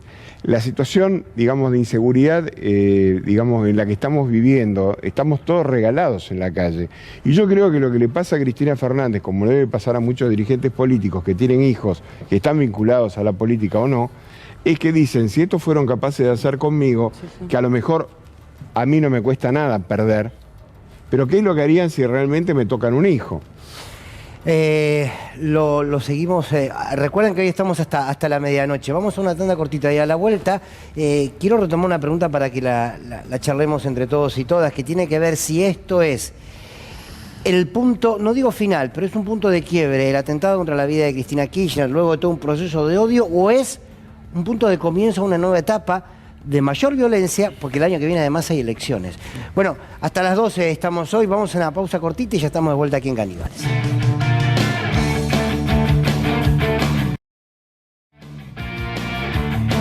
Bueno, estamos hasta la medianoche hoy con Caníbales, con un debate que sigue por fuera de cámara y que nos quedó pendiente esto que decías vos recién, Gallego. En realidad estuvimos hablando, también lo decía Amado. A ver, pongo el escenario.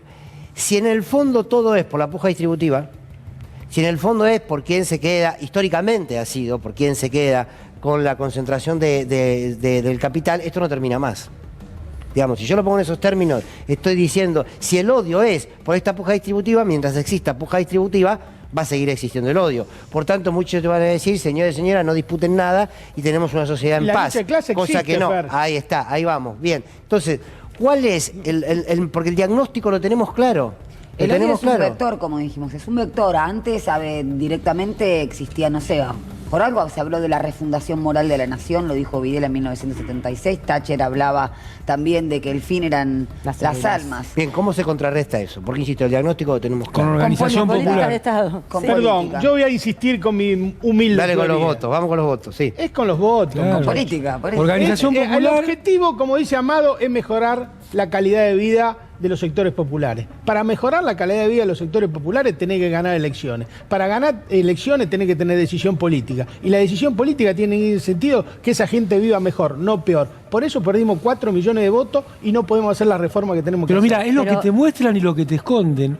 Hubo una denuncia muy importante, y seguramente el Gallego la puede describir mejor, de Nissen, de la IGJ, respecto a cómo el entramado de funcionamiento del Poder Judicial respecto a los medios concentrados, a los grupos concentrados. Hemos sabido la cuestión de cómo se llevaban los dólares con amparos que le daban los jueces, que no había ni necesidad, ni urgencia, ni siquiera importaciones muchas veces, y se los daban igual. Y ahora está esta denuncia súper importante y ha quedado en la nada. Uno no la ve en ningún lado, aparece a cuentagotas en los medios, y es un tema institucional, grosso.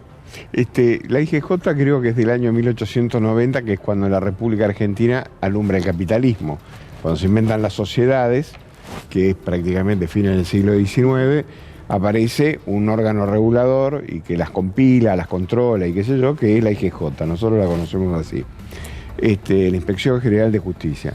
Desde 1890 hasta el día de la fecha te podrás imaginar que ha pasado más de un siglo y pico y nunca en la vida tuvo una confrontación. Ahora ha llegado a una confrontación donde el doctor Nissen, que es el que está a cargo de la IGJ, ha producido una denuncia contra los jueces de la Cámara, los jueces comerciales, de la Cámara de Comercio, porque claramente la Cámara Comercial tiene comportamientos que tienen que ver pura y exclusivamente con saltarse cualquier tipo de normas para favorecer o orientar determinado tipo de resoluciones que favorecen a determinado tipo de grupos. La verdad, las cautelares para poder traer, yo me acuerdo comprar que los dólares justamente yo me acuerdo y creo que todos podemos tener memoria que uno de los motivos por los cuales Kirchner eligió a Gil Carbó para Procuradora General de la Nación fue la oposición que ella tuvo como fiscal de Cámara vinculado a los temas del Grupo Clarín. Cuando Néstor Kirchner le estaba dando una mano al Grupo Clarín para que se terminara de solidificar. Y Gil Carbó fue sumamente crítica del cargo de fiscal. Y le pareció tan importante el gesto de Gil Carbó que la promovió a Procuradora General de la Nación y logró ser Procuradora General de la Nación con el 61% de los votos del Senado. Creo que hubo 4 o 3 en contra. Es cierto, claro. Fue en el gobierno de Cristina. Y también se terminó yendo por el odio ejercido de unos medios contra... y ahí, ¿no? Roa, yo tengo un especial tema con Roa, porque parece que era Montos, era compañero nuestro, y en un momento determinado... dejó de serlo. El tipo se pasó con Parque y Bandera para el otro lado. Realmente que Roa haya entregado los teléfonos de las hijas de Gil Carbó es una demostración claramente de la violencia con la que se utiliza determinado tipo de medio en contra de determinadas personas. Entonces, yo en lo personal, y por eso creo que es una gran bronca que tengo, es que independientemente de lo que acaba de decir Alonso, que yo creo que el gobierno ha enfrentado una suma importantísima de problemas enormes, pero lo votamos justamente para que lo resuelva. Ahora, si realmente el gobierno piensa que va a resolver los grandes problemas nacionales, sentado en la segunda fila de la historia de la República Argentina, está muy equivocado. Yo no les voté para esto. Y lo estamos, o sea, el gobierno, digamos, y sobre todo el presidente, balconea el problema y nos lo comenta. O sea, es relator de la desgracia de los argentinos. Y yo en lo personal creo que la gran disputa o el gran combate que ha habido, y por eso no la puedo colocar en la misma bolsa Cristina Fernández de Kirchner, es que justamente la gran disputa entre el presidente y el vice es la orientación que el gobierno llevó. Y concretamente, y es un hecho que lo acaba de decir Amado, nosotros le prestamos el jabón a la oposición para que se lavaran las manos con respecto al tema de la deuda externa, que nos revienta absolutamente a todos. No solo la deuda externa. No solamente la deuda externa, entonces, varias cuestiones. Digo, la pregunta es, te queda un año de gobierno, un año y moneda de gobierno. Bueno, ¿qué es lo que vas a hacer para que, digamos, por lo menos lleguemos con una opción más o menos ganadora que no solamente es atado a la economía de Washington? Claro. Yo quería agregar a lo que decía Peretti, que coincido, ¿no? Que se gana con votos, pero que lo importante es que todas las argentinas y argentinos tengamos las 4 comidas, un hogar. Y no está pasando. Hoy retomo lo que decía de esta manifestación después del intento de magnicidio. Las bases están viviendo un fenómeno donde hasta más o menos el 25 del mes pueden vivir, pueden comer, pueden... llevar un plato de comida a la casa, y este fenómeno que se está dando, que es trabajadores que son pobres, es decir, más allá de que vos tengas un laburo y de que salgas a laburar todos los días, seguís siendo pobre y sin poder tener las necesidades mínimas cubiertas. Y eso está sucediendo hoy. Y eso tiene que ver con la distribución, y eso tiene que ver con la justicia permitiendo que el status quo y las grandes empresas puedan evadir impuestos, puedan, bueno, ahora está Massa en Estados Unidos diciendo que hay más de 100.000 millones de dólares evadidos de argentinos en Estados Unidos. En Estados Unidos. Entonces me parece que no, es todo una cadena de situaciones que han permitido, con una gran responsabilidad de la pata judicial, para que haya tanta desigualdad. Tiene mucho que ver la justicia. Y un datito también, algo que dije al comienzo y lo vuelvo a reforzar. Ojo con esto, porque yo creo, vos hiciste una pregunta hace un rato, y me parece que el tema del odio llegó para instalarse. Lamentablemente, ojalá me equivoque, pero donde todo va a ser puesto en... Cualquier actitud que se pueda llegar a tener va a ser, esto es un avance. Ley Mordaza, nadie estaba hablando de una ley, y ellos mismos generaron que iba a haber una ley Mordaza y que se iban a negar a la ley Mordaza que nunca había dicho el gobierno. Y le pasó algo así a nuestro colega, a Roberto Navarro. Roberto Navarro señaló el odio con el que algunos comunicadores estaban ejerciendo a través de las pantallas de los grupos hegemónicos, y fue denunciado por violencia, excitación a la violencia, con Capuchetti, que todavía no se expidió. Me parece que en una justicia donde te llega una situación así, lo primero que tenés que hacer es desestimarla a la brevedad, para empezar a poner orden en las cosas. Bueno, Obvio. Capuchetti no se expidió, así que también un cariño a Roberto Navarro, que ya no vamos a ni siquiera poder señalar la violencia, porque van a decir que señalar la violencia es de violentos. Estamos en esa. Los inocentes son los culpables. No, yo quiero volver al tema de la distribución de la riqueza, porque desde ya que el odio, vuelvo a decir, es un vector, es un signo de época, pero mientras exista el modo de producción capitalista, va a existir obviamente una puja distributiva. Esto es así. Ahora veamos con respecto a la política y el posibilismo. Hay un crecimiento interanual y también respecto de los primeros 6 u 8 meses de las ganancias de los grandes grupos económicos concentrados alimenticios, de la siderurgia de nuestro país. 10,4% creció la economía el año pasado y hoy en día 1,2% o algo por el estilo. Ahora, los salarios perdieron en términos reales, no crecieron y el poder adquisitivo del salario también bajó. Digo, eso no tiene que ver con la ausencia de distribución, porque del otro lado, la oposición refuerza la apuesta y no solamente presenta proyectos de ley para penalizar a los dirigentes gremiales, que hoy en día retrocedemos 150 años atrás, en donde la huelga parece ser que se va a volver a penalizar. Hay proyectos hoy en día insistentes al respecto. Entonces yo lo que digo es, para retomar un poco lo del domingo pasado, no hay un sindicalismo si no es un modo de producción capitalista, lo necesitamos, porque es un dique de contención para frenar a esa imposición del capital. Por supuesto, después vamos a discutir que están los que no los respetan y demás, pero digo, me parece interesante ver que desde la política sí se puede meter mano en esta relación, porque Néstor Kirchner equiparó el salario en los primeros años después del 2001, los decretos que iban aumentando el salario mínimo vital para después dar posibilidad a las paritarias a que rediscutieran a partir de un piso mínimo.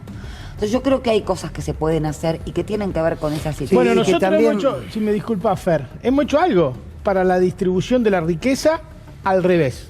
Acabamos de tomar la decisión de hacer el dólar soja, que es una transferencia brutal. Aún nunca en la historia agronómica, de que yo me acuerde, se ha hecho una medida tan específica de tanta transferencia de riqueza para un grupo tan pequeño de empresas o de quit, por llamarlo de alguna manera. Es una transferencia sideral que se ha hecho. Y ahora habría que ver una cosa que es muy importante, muy importante. Espero que la Cámara de Diputados no le sancione o no le discuta la ley agrobioindustrial que está en la Cámara de Diputados, porque sería darle otra vez el doble de lo que ya tienen. Aprovechemos para que me cuentes, que lo estábamos hablando fuera de cámara, ¿qué pasa con el puerto de Rosario? Bueno, el puerto de Rosario pasa que se ha descubierto en Bélgica un cargamento de apenas 1.200 kilos de cocaína de extrema pureza que salieron del puerto de Rosario, y hace menos de un mes se descubrió, no en el puerto, pero afuera, en los galpones de una ciudad que está cerca de Rosario, un cargamento de 1.500 kilos de cocaína que iban disimulados detrás del speller de maíz, tapado en el speller de maíz y rociado con un champú o un perfume que tiene olor a perro y a gato para que los perros sabuesos no lo puedan olfatear. Está en un grado de indefensión total. ¿Y sabe quién maneja el puerto de Rosario? Vicentín. No puede ser. No. Sí. Vicentín es el que maneja el puerto de Rosario. Entonces, fíjate hasta qué punto, y el tema del narcotráfico, de la Exportaciones no tradicionales. La vinculación de Vicentín con el narcotráfico, la primera que lo denunció fue Elisa Carrió. Elisa Carrió renunció insistentemente que había una vinculación entre Vicentín y el narcotráfico. Así que yo creo que ahí, por supuesto, me parece de que es un puerto que está en manos de la provincia, es un puerto que quedó que está dividido en dos partes. La vieja unidad 6 y unidad 7, que eran las terminales de la Junta Nacional de Grano, están funcionando por un lado, y la de container está funcionando con el otro, en una alianza entre Vicentín y Ultramar, que es una compañía chilena, que es la que está hoy poniendo toda la operatividad en el puerto. Me parece que ahí hay que poner una mesa, junto con la hidrovía, junto con el Paraná. Creo que el gobierno está en un momento extraordinario para nacionalizar el Paraná y que Alberto firme de una vez por todas el decreto por el canal Magdalena, que deje de dar vuelta y que firme. Está todo hecho. todo, hay financiamiento, impacto ambiental, está todo. Tiene que poner los ganchos. Bueno, que deje de dar vuelta y que firme. Yo sé que está mirando el programa, así que espero que no haga caso. No, si está mirando el programa, vamos a una tanda que en la tanda lo firma y volvemos. Dale.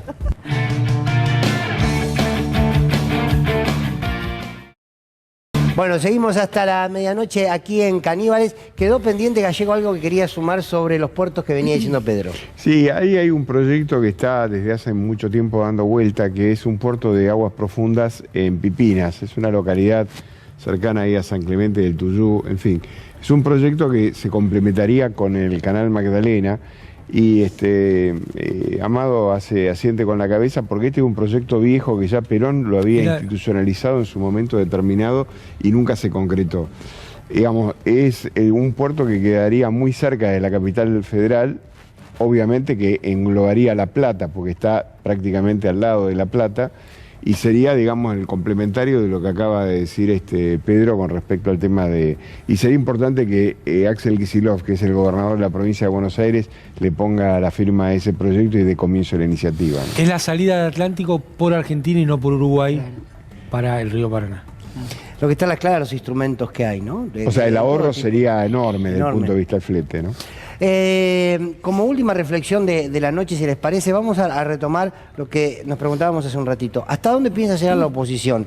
Negando el intento de magnicidio, continuando multiplicando el odio desde el instante en que Cristina Kirchner fue agredida, y desde la política y desde los medios. Miren esto que salió hoy en Clarín hace unas horas nada más.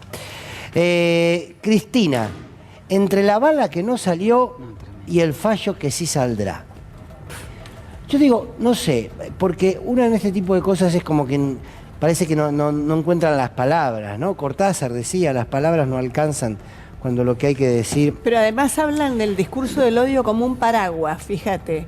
Bueno, utilizamos el paraguas para defendernos de que en realidad no podemos evitar la certeza que tiene el periodista de que efectivamente va a haber un fallo y el fallo va a ser condenatorio. Claro, pero aparte hay una banalización absoluta, porque estás hablando de una bala. Es lo mismo un tiro en la cabeza que un fallo. Bueno, o sea, una cosa, estás poniendo la justicia, la institución, al mismo nivel que un tipo que va y le gatilla la cabeza al presidente. Exacto, le estás bajando el peso. Mismo nivel. Son equivalentes. No. Le hace honor al apellido el periodista, ¿no?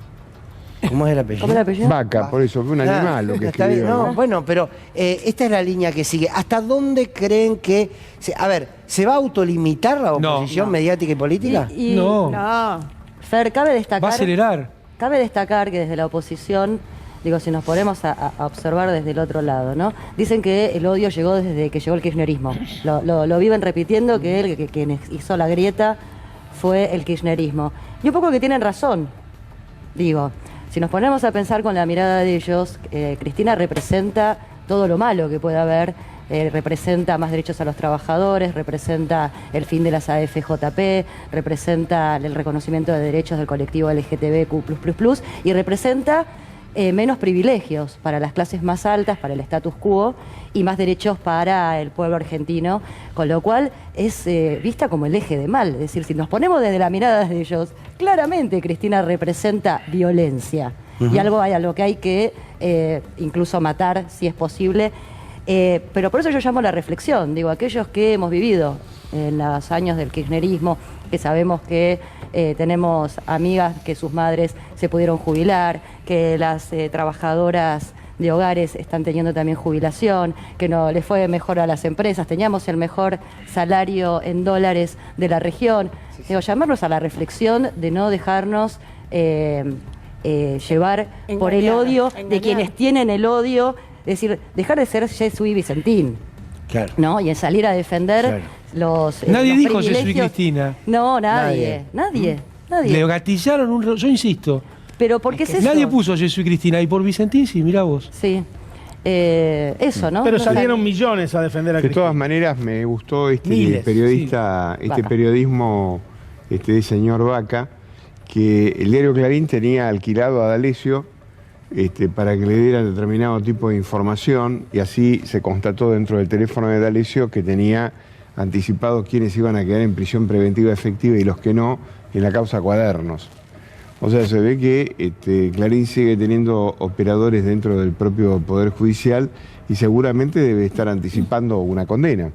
Así que, una vez más, el Poder Judicial de la Nación, si es que esto de Vaca tiene algún tipo de sentido, no es ni más ni menos que los mismos operadores en diferentes momentos, en diferentes estadios de los procesos. Yo creo que también es una legitimación, es un asco, una convalidación de cómo se utilizó o se está utilizando el Poder Judicial como un instrumento de guerra, ¿no? Justamente. Sí, está bien, tiene título. ese doble juego, pero, digo, insisto, se instala desde una banalidad de todo.